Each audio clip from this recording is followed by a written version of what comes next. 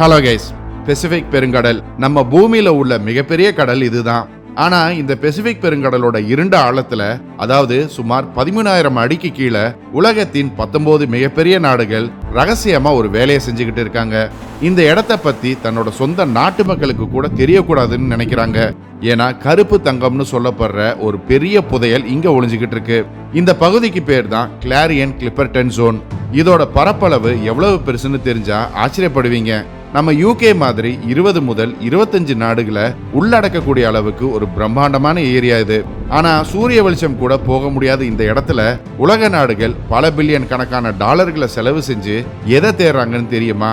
பல உலக கோடீஸ்வரர்களும் அவங்க நாட்டு அரசாங்கத்தோடு சேர்ந்து இதுல முதலீடு செஞ்சிருக்காங்க. பிரம்மாண்டமான ஆழ்கடல் ரோபோ இயந்திரங்களை பயன்படுத்தி கடலுக்கு அடியில இருந்து இந்த ஜல்லி போன்ற கற்களை தோண்டி எடுத்து மேற்பரப்புக்கு கொண்டு வராங்க. இந்த பூமியை பசுமையாக வைக்க உலக நாடுகள் இதை செய்யறாங்கன்னு சொன்னாலும் இது எதிர்காலத்துல மனித குலத்தை எப்படி பாதிக்க போகுதுன்னு தெரிஞ்சா நீங்க ரொம்ப ஆச்சரியப்படுவீங்க. இந்த கற்கள் எல்லாம் உண்மையிலேயே என்ன?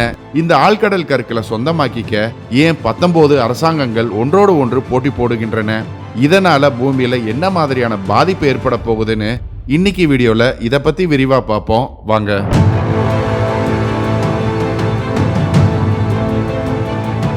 இந்த வீடியோ நீங்க இதுவரை கேள்விப்படாத ஒரு விஷயத்தை பத்தி சொல்ல போகுது. ஸோ இதை மறக்காம உங்க ஃப்ரெண்ட்ஸ் அண்ட் ஃபேமிலிக்கு ஷேர் பண்ணுங்க. புது வியூவர்ஸ் நம்ம சேனல் என்ன சப்ஸ்கிரைப் பண்ணலைன்னா இமீடியட்டா சப்ஸ்கிரைப் பண்ணுங்க. பக்கத்திலே உள்ள பெல் ஐக்கனையும் பிரஸ் பண்ணுங்க. அப்பதான் நம்ம போடுற புது வீடியோஸ் உங்களுக்கு நோட்டிஃபை ஆகும்.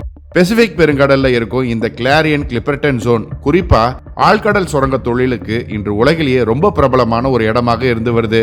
ஆராய்ச்சியாளர்களின் சில ஆய்வுகளின்படி இந்த பகுதியில் மட்டும் பல ட்ரில்லியன் கணக்கான டாலர் மதிப்புள்ள மெட்டல்ஸ் மற்றும் மினரல்ஸ் கொட்டி கிடப்பதாக சொல்லப்படுது. சொல்ல போனா இது கோடீஸ்வரர்களுக்கு பணம் அச்சிடும் மிஷின் போன்ற ஒரு விஷயம்னு கூட சொல்லலாம். ஏன்னா இதோட மொத்த மதிப்பை நம்பர்ல சொன்னா சுமார் 16 முதல் 17 ட்ரில்லியன் டாலர் மதிப்பு இருக்கும். 1 ட்ரில்லியன் டாலருங்கிறத உங்களுக்கு புரியுற மாதிரி சொல்லணும்னா இது இந்திய மதிப்புல சுமார் 83 லட்சம் கோடி ரூபாய். அப்போ 16-17 ட்ரில்லியன் டாலர்னா அதோட மதிப்பு எவ்வளவு இருக்கும்னு யோசிச்சு பாருங்க. இப்படி ட்ரில்லியன் கணக்கான டாலர் மதிப்புள்ள மெட்டல்ஸ் மற்றும் மினரல்ஸ் ஒரு இடத்துல கொட்டி கிடக்குதுன்னு சொன்னா அடுத்து என்ன நடக்கும்னு கொஞ்சம் யோசிச்சு பாருங்க. கண்டிப்பா எல்லா உலக நாடுகளும் போட்டி போட்டுக்கிட்டு அந்த இடத்த கைப்பற்ற நினைப்பாங்க. ஏன்னா இன்று உலகிற்கு மிகவும் தேவையான மெக்னீசியம், நிக்கல் மற்றும் கோபால்ட் போன்ற மெட்டல்ஸ் சுமார் 75% முதல் 85% வரை இந்த ஒரு இடத்துல மட்டுமே இருக்கு. இங்க உள்ள ஆழ்கடல்ல இந்த ஜல்லி போன்ற கற்களின் பேர் தான் பாலிமெட்டாலிக் நாடியூல்ஸ். இது இங்க கோடிக்கணக்கில் இருக்கு. இது பில்லியன் கணக்கான ஆண்டுகளா இயற்கையா உருவான மினரல் ஸ்டோன்ஸ். இதுல உள்ள மெட்டல்ஸின் அளவு நிலத்துல உள்ள மொத்த இருப்பை விட பல மடங்கு அதிகம். இந்த பகுதி சுமார் 90 லட்சம் சதுர கிலோமீட்டர் பரப்பளவை கொண்டது மற்றும் 2100 கோடி டன் எடையுள்ள இந்த கற்கள் இங்க பரவி கிடக்குது. சரி, இந்த கற்களுக்கு ஏன் திடீர்னு இவ்வளவு மோசம்னு நீங்க யோசிக்கலாம். இதுக்கு ஒரே ஒரு பதில் தான், அது கிரீன் எனர்ஜி ரெவல்யூஷன். ஆமாங்க, 1973-74 வளைகுடா நாடுகளில் ஏற்பட்ட ஆயில் கிரைசிஸ் காரணமாகவும் 1990களில் காலநிலை மாற்றத்தை சமாளிக்க உலகின் 195 நாடுகள் இணைஞ்சு புவியின் வெப்பநிலையை 1.5 டிகிரி செல்சியஸ்க்கு மேல் உயராமல் தடுக்கவும் பூமியை பசுமையாக வைக்க முடிவு பண்ணாங்க. இதன் காரணமா பெட்ரோல், டீசல்ல இருந்து சோலார் பேனல்ஸ், விண்ட் டர்பைன்ஸ் மற்றும் எலக்ட்ரிக் வெஹிக்கிள்ஸ்ங்கிற தொழில்நுட்பத்துக்கு உலக நாடுகள் மாற ஆரம்பிச்சாங்க. ஆனா இந்த தொழில்நுட்பத்தை உருவாக்க நமக்கு குறிப்பிட்ட சில மினரல்ஸ் மிக அவசியமா தேவைப்பட்டது. மே 2020 வேர்ல்டு பேங்க் வெளியிட்ட ஒரு அறிக்கையின்படி 2050 ஆண்டுக்குள்ள நிக்கல் மற்றும் கோபால்ட்டின் தேவை 500% அதிகரிக்கும்னு சொல்லப்பட்டிருந்தது. நிலத்துல இருக்கும் சுரங்கங்களை மட்டும் நம்பி இருந்தா இந்த தேவையை ஈடுகட்ட முடியாது. நிலத்தடி சுரங்கங்கள் இப்போ வறண்டு வருது மற்றும் அதை தோண்டுவதனால காடுகள் அழிஞ்சுக்கிட்டு வருது. இதனால உலக நாடுகளின் கவனம் கடலின் ஆழத்துக்கு திரும்பியது. ஏன்னா கடல் ஆழத்துல நிலத்தை விட ஆயிரக்கணக்கான மடங்கு அதிக மினரல்ஸ் தூய்மையா இருப்பதாக சொல்லப்பட்டது. கடலுக்கு அடியில் இருக்கும் இந்த கற்களை எடுத்தா சுமார் 15 கோடி மின்சார வாகனங்களுக்கு தேவையான பேட்டரிகளை தயாரிக்க முடியும். அதே போல ஒரே ஒரு ஆழ்கடல் மைனிங் சைட்ல இருந்து மட்டும் ஜப்பான் நாட்டின் முழு கார் மார்க்கெட்டையே மின்சார வாகனங்களாக மாற்ற முடியும்னு கண்டுபிடிக்கப்பட்டது. இந்த சூழ்நிலையில இந்த கிளாரியன் கிளிப்பர்டன் ஜோனை யார் கைப்பற்றுவதுங்கிற போட்டி ஆரம்பமானது. ஏன்னா தற்போது நிலத்துல இருக்கும் இந்த மினரல்ஸ் மேல ஒரு சில நாடுகளுக்கு மட்டுமே அதிகாரம் இருக்கு. குறிப்பா சீனா இந்த மினரல்ஸை தோண்டி எடுக்கிறதுலயும் அதை ப்ராசஸ் பண்றதுலயும் கிட்டத்தட்ட ஒரு மொனாப்புலிய சீனா வச்சிருக்கு. உதாரணத்துக்கு ரிப்பப்ளிக் ஆஃப் காங்கோ போன்ற அரசியல் பலம் வாய்ந்த நாடுகள்ல இந்த சுரங்கங்கள் இருக்கு. இதுல 80% சுரங்கங்களை சீனா ஏற்கனவே கைப்பற்றி விட்டது. இதனால அமெரிக்கா மற்றும் ஐரோப்பா போன்ற நாடுகள் கவலையில் ஆழ்ந்துள்ளன. அதனாலதான் 19 நாடுகள் இந்த டீப்சி மைனிங் போட்டியில ஒன்றிணைஞ்சாங்க. இப்போ கிளாரியன் கிளிப்பர்டன் ஜோன் அழைக்கப்படும் கடலின் இந்த பரந்த பகுதியை யார் கட்டுப்படுத்துவதுங்கிற பெரும் போட்டி நடக்குது. கடலுங்கிறது யாருடைய தனிப்பட்ட சொத்தும் கிடையாது. 1982ல United Nations convention on the law of sea, அதாவது உன்க்ளோஸ் கொண்டு வந்த விதியின்படி நாடுகளின் எல்லைக்கு அப்பாற்பட்ட கடல் பகுதி மனித குலத்தின் பொதுவான பாரம்பரியம்னு அழைக்கப்பட்டது. இதை கண்காணிக்க இன்டர்நேஷனல் சி அத்தாரிட்டி, அதாவது ISAங்கிற அமைப்பு உருவாக்கப்பட்டது. இதுவரை இந்த அமைப்பு 31 ஆய்வு ஒப்பந்தங்களை வழங்கியிருக்கு. இதுல சீனா தற்போது 5 ஒப்பந்தங்களுடன் முன்னிலையில இருக்கு. நியூசிலாந்து நாட்டின் அளவுக்கு சமமான ஒரு பெரிய கடல் பகுதியை ஆய்வு செய்யும் உரிமையை சீனா பெற்றிருக்கு. சீனா 4000 மீட்டர் ஆழத்திலும் வேலை செய்யக்கூடிய மெய்சியாங் மற்றும் கைத்தோ 2 போன்ற அதிநவீன ஆழ்கடல் ரோபோக்களை வச்சு இப்போ ஆய்வுகளை செஞ்சுக்கிட்டு இருக்கு. ஆனா இங்கதான் ஒரு முக்கியமான கேள்வி எழுந்துள்ளது. பூமியை பாதுகாக்கவும் பசுமையான இடமாக மாற்றவும் நம்ம ஏன் நம்மளுடைய கடல்களை அழிச்சு கருமையாக்கணும்? நிலத்துல உள்ள மினரல்ஸை சீனா ஏற்கனவே 60% முதல் 90% வரை கட்டுப்படுத்துது. இப்போ கடல் வளங்களையும் சீனா கைப்பற்றினா எதிர்காலத்துல அமெரிக்கா மற்றும் ஐரோப்பாவின் பசுமை திட்டங்கள் முற்றிலும் சீனாவை சார்ந்ததாகவே இருக்கும் சூழல் உருவாகும். இது சீனா நடத்தும் ஒரு அமைதியான மற்றும் ஆபத்தான ஆதிக்கம். இது கடலின் ஆரோக்கியத்தை மட்டுமில்ல, இந்த பூமியில வாழும் எல்லா உயிர்களின் வாழ்வையும் பாதிக்கக்கூடும். இன்று நிலத்துல நடக்கும் போர்களை விட கடலுக்கு அடியில ஒரு அமைதியான போர் நடந்துகிட்டு இருப்பது தான் உண்மை. சீனா தனது பொருளாதார பலத்தை பெருக்கிக் கொள்ளவும் உலக அரசியலை தன் பக்கம் திருப்பவும் யாராலும் உடைக்க முடியாத ஒரு எதிர்கால சப்ளை செயினை உருவாக்க துடிக்குது. மறுபுறம் அமெரிக்கா இந்த போட்டியில சீனாக்கு பின்னாடி இருக்கு. இதுல ஆச்சரியமான விஷயம் என்னன்னா, அமெரிக்கா இதுவரை யுனைடெட் நேஷன்ஸின் உன்க்ளோஸை அங்கீகரிக்கல. இதன் காரணமா ISA அமெரிக்காவுக்கு உறுப்பினர் தகுதியை கொடுக்கல. இருந்தாலும் அமெரிக்கா சும்மா இருக்காம 1980ஆம் ஆண்டுல அவங்க உருவாக்கிய ஒரு உள்நாட்டு சட்டத்தை வச்சு ஃபாரின் இன்வெஸ்டர்ஸ்களுக்கு ஆழ்கடல் உரிமம் வழங்க திட்டமிட்டாங்க. ஆனா இது மற்ற நாடுகளுக்கு இடையேயான ஒத்துழைப்பை சீர்குலைக்கும் மற்றும் சர்வதேச சட்டங்களை மீறும் செயலாகும். இது ஒரு ஆபத்தான முன்னுதாரணமா மாறி கடல்ல இருக்கும் மினரல்ஸ்க்காக நாடுகள் ஒன்றோடு ஒன்று மோதிக்கொள்ளும் சூழலை உருவாக்கும்னு வல்லுநர்கள் எச்சரிச்சாங்க. அமெரிக்காவின் இந்த செயல்பாடு இன்றும் ஒரு பெரிய விவாத பொருளாக இருந்து வருது. இந்த போட்டியில வெறும் சீனா அமெரிக்கா மட்டும் இல்ல, ரஷ்யா, ஜப்பான், தென்கொரியா, France, India, Belgium, Singapore, UK, Israel, Germany மற்றும் சில நாடுகள்னு மொத்தம் 19 நாடுகள் போட்டி போடுறாங்க. இந்த உலகளாவிய போட்டியில இந்தியாவும் போட்டி போடுது. கிரீன் எனர்ஜியில சீனாவை சார்ந்திருப்பதை குறைக்க இந்தியா விரும்புது.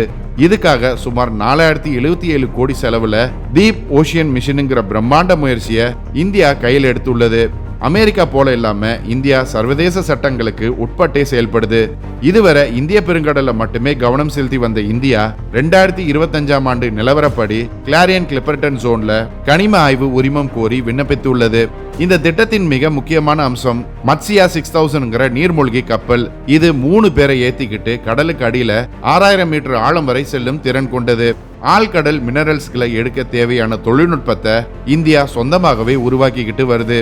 ஆனா இங்க கேள்வி என்னன்னா, ஆழ்கடல்ல இருந்து எடுக்கப்படும் இந்த மினரல்ஸ்னால பூமி உண்மையாவே பசுமையாக மாறுமா?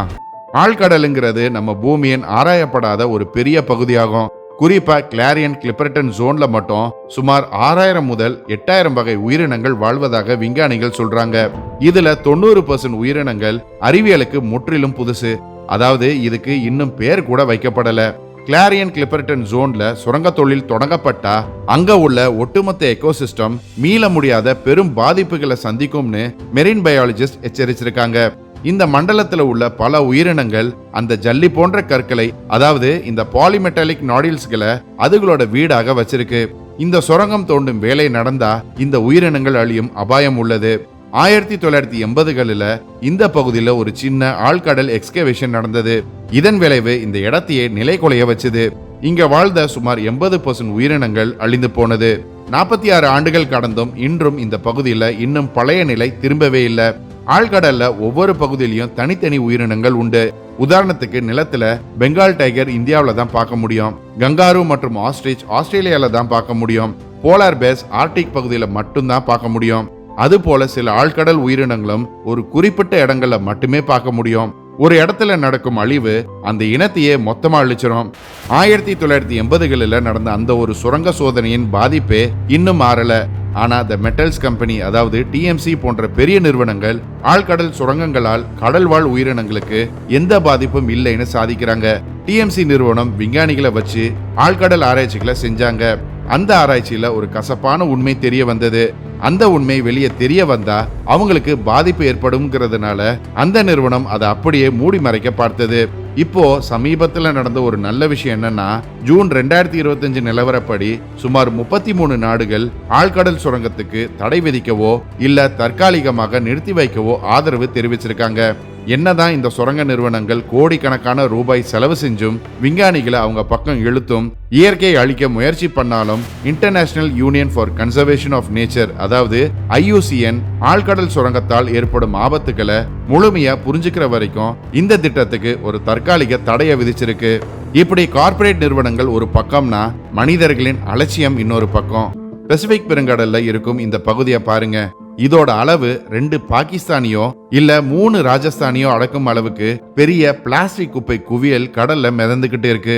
சில இடங்கள்ல இந்த கழிவுகள் தண்ணீரோடு கலந்து ரொம்ப கான்சென்ட்ரேட்டடா காணப்படுது. இன்னும் சில இடங்கள்ல அழியாத குப்பைகளாக குவிஞ்சிருக்கு. இதோட ஓரங்களை சேர்த்து கணக்கிட்டா இந்த நிலப்பரப்பு ஒட்டுமொத்த இந்தியாவை விட பெருசு. சில புள்ளி விவரங்களின்படி இங்க குறைஞ்சது 5.25 ட்ரில்லியன் பிளாஸ்டிக் துண்டுகள் இருக்கு. இதோட மொத்த எடை சுமார் 2,69,000 டன். ஒவ்வொரு ஆண்டும் 10 லட்சம் கடல் பறவைகளும் 1 லட்சம் கடல் பாலூட்டிகளும் இதனால இறந்து போகின்றன. நைலான் மீன்பிடி வலையில சிக்கியோ இல்ல விஷம் கலந்த பிளாஸ்டிக்கை தெரியாம சாப்பிட்டோ இந்த உயிரினங்கள் பரிதாபமா இறந்து போகின்றன. இதுல ரொம்ப கவலைக்குரிய விஷயம் என்னன்னா, உலகில இது மட்டும் ஒரே குப்பை குவியல் கிடையாது. இது போல குறைஞ்சது 5 பெரிய பிளாஸ்டிக் குப்பை குவியல்கள் இருக்கு. இதே நிலை நீடிச்சா 2040ஆம் ஆண்டுக்குள்ள கடல்ல உள்ள பிளாஸ்டிக் அளவு 3 மடங்கு அதிகரிக்கும்னு சொல்லப்படுது. அதாவது கடல்ல மீன்களை விட அதிக பிளாஸ்டிக் இருக்கும் நிலை உருவாகும். இது கடல்வாழ் உயிரினங்களுக்கு மட்டும்தான் ஆபத்துன்னு நினைக்காதீங்க. 2025ஆம் ஆண்டு அமெரிக்காவின் போர்ட்லேண்ட் ஸ்டேட் யூனிவர்சிட்டி மற்றும் ஓர்கன் ஸ்டேட் யூனிவர்சிட்டி நடத்திய ஆய்வுகளின்படி அமெரிக்கர்கள் உண்ணும் 99% மீன்கள்ல மைக்ரோ பிளாஸ்டிக் இருப்பது கண்டுபிடிக்கப்பட்டது. இதன் விளைவா ஒரு சராசரி மனிதன் ஆண்டுக்கு 78,000 முதல் 1,21,000 மைக்ரோ பிளாஸ்டிக் துகள்களை உணவின் மூலம் உட்கொள்வதாக சொல்லப்படுது. இது அமெரிக்காவிற்கு மட்டுமில்ல, உங்களுக்கும் எனக்கும் கூட பொருந்தும். இன்று மனித நாகரிகம் ஒரு குதிரையின் வேகத்துல முன்னேறிக்கிட்டு இருந்தாலும் இயற்கையை காப்பாற்றும் சட்டங்கள் ஆமை வேகத்துல தான் நடக்குது. பூமியை காப்பாற்றும் விவாதங்கள் பல ஆண்டுகளா நடந்து அந்த சட்டம் நடைமுறைக்கு வருவதுக்குள்ள காலம் கடந்து விடுது. இதனால இயற்கை அழிவை தடுக்க முடியறதில்ல. முதல்ல காடுகளை அழிச்சோம், அப்புறம் மலைகளையும் பனிப்பாறைகளையும் சிதைச்சோம், இப்போ கடலையும் விட்டு வைக்கல. நிலத்துக்கு என்ன செஞ்சோமோ அதை இன்னைக்கு கடலுக்கு செய்ய போறோம். மனிதர்கள் ஏற்படுத்தும் இந்த பேரழிவை இயற்கை நமக்கு திரும்பி கொடுத்தா அதை நம்மளால தாங்க முடியுமா? ஓகே கைஸ், இன்னைக்கு வீடியோ அவ்வளவுதான். கிளாரியன் கிளிப்பர்டன் ஜோன்ல நடக்கும் இந்த திட்டம் வரவேற்க வேண்டிய விஷயமா இல்ல தடுக்க வேண்டிய விஷயமா? உங்க பதில கமெண்ட்ஸ்ல சொல்லுங்க. இந்த வீடியோ பிடிச்சிருந்தா லைக் பண்ணுங்க, ஷேர் பண்ணுங்க. போன வீடியோல கமெண்ட் பண்ண 10 பேரை பார்ப்போம்.